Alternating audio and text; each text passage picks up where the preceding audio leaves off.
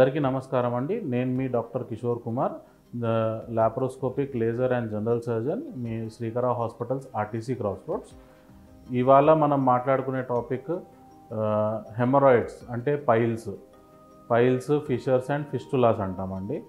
ఈ పైల్స్ అనేది ఎందుకు వస్తుంది అని అంటే మన విసర్జన చేసే చోట్లో మనకి క్రానిక్గా కాన్స్టిపేషన్ అంటే మల విసర్జన సరిగ్గా లేకపోవడము, క్రానిక్గా మనకి ఫ్రీగా బాత్రూమ్కి వెళ్ళలేకపోవడము, ఇట్లాంటి వాళ్ళ పేషెంట్స్కి అక్కడ మన రెక్టంలో, యానల్ కెనాల్లో వీనస్ ఛానల్స్ ఉంటాయండి. అంటే బ్లడ్ వెజల్స్ ఉంటాయి.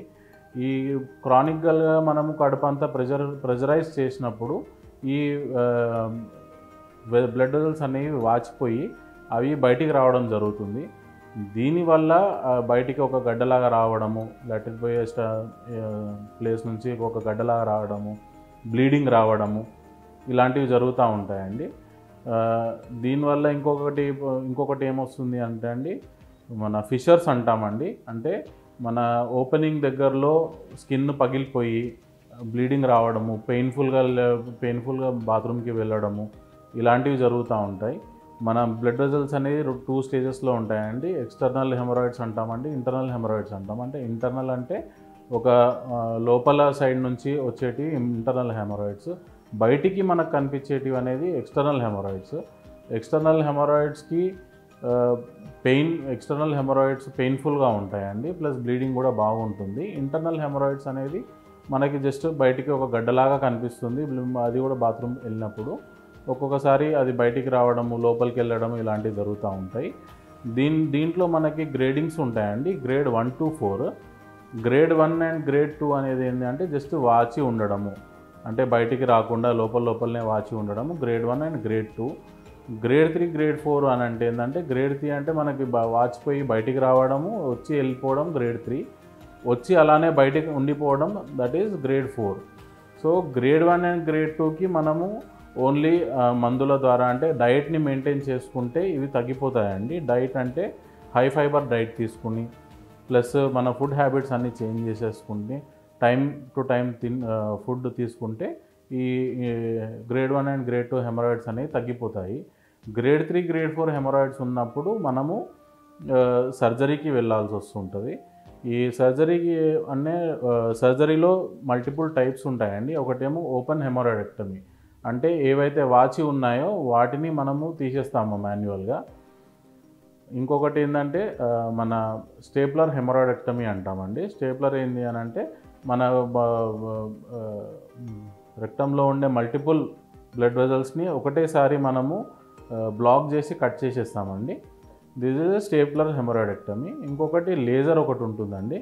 లేజర్ అంటే ఏవైతే వాచిపోయి ఉన్న మనకి హెమరాయిడ్స్ ఉన్నాయో వాటిని మనం లేజర్ ద్వారా వాటిని బర్న్ చేసేసి బ్లాక్ చేసేస్తామండి బ్లడ్ వెజల్స్ని. సో ఇంకొకటి స్క్లెరోజెంట్ థెరపీ అని ఉంటుందండి. స్క్లెరోజెంట్ అంటే సేమ్ ఇలానే మనకి ఎక్కడైతే వాపులు ఉన్నాయో వాటిలో ఇంజెక్షన్ ఇచ్చేసి మన బ్లడ్ వెజల్స్ని బ్లాక్ చేయడం జరుగుతుంది. వీటిలలో కాంప్లయన్స్ అనేది స్టేప్లర్కి, లేజర్కి అండ్ స్క్లెరోజెంట్కి కాంప్లయన్స్ బాగుంటుంది. ఓపెన్ హెమరాయిడెక్టమీ విల్ టేక్ చాలా టైం పడుతుందండి హీల్ కావడానికి. స్క్లెరోజెంట్ థెరపీలో మనకి రికరెన్స్ అనే ఛాన్స్ వస్తుంది అనండి, ఛాన్స్ ఎక్కువ ఉంటుంది. Plus at the same time ఒకవేళ ఒక స్క్లెరోజెంట్ ఒక సైడ్ నుంచి తీసినా కూడా దెర్ ఆర్ మల్టిపుల్ సైడ్స్, అంటే ఒక త్రీ సైడ్స్ ఉంటాయండి మనకి బ్లడ్ వెజల్స్ రావడము. ఆ 3 సైడ్స్లో ఒకటి బ్లాక్ చేసినా కానీ ఇంకొక సైడ్ నుంచి వచ్చే అవకాశం ఉంటుంది. మన లేజర్లో ఏంటి అని అంటే అండి, అది కూడా ఓన్లీ వాచి ఉన్న ఏరియాలనే మనము బ్లాక్ చేస్తాము. అందులో కూడా మనం ఎలెక్టివ్గా మిగతా ఛానల్స్ని కూడా బ్లాక్ చేయవచ్చు.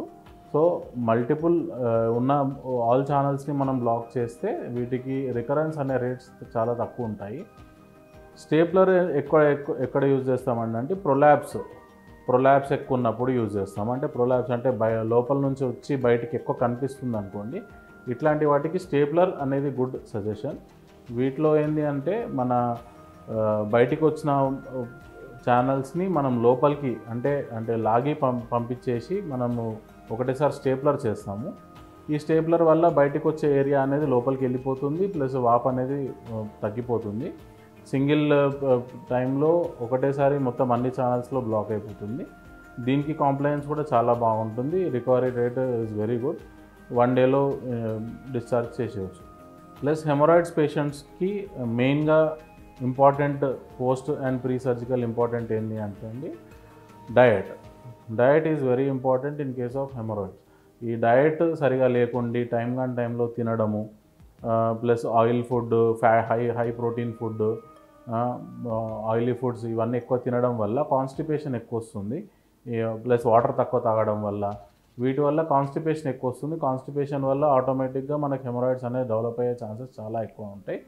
సో సర్జరీ ముందు తర్వాత కంపల్సరీ డైట్ని ఫాలో కావాలి. డైట్ ఫాలో అయితే మిగతా ప్రాబ్లమ్స్ రాకుండా ఉంటాయి, అంటే మిగతా ఏమైనా ఎక్స్ట్రా ఇష్యూస్ రాకుండా ఉంటాయి. Thank you. అద్భుతమైన ఆరోగ్య వీడియోల కోసం 3TV హెల్త్ ఛానల్ ని లైక్ చేయండి, కామెంట్ చేయండి, సబ్స్క్రైబ్ చేయండి, అలాగే షేర్ చేయండి. Thank you.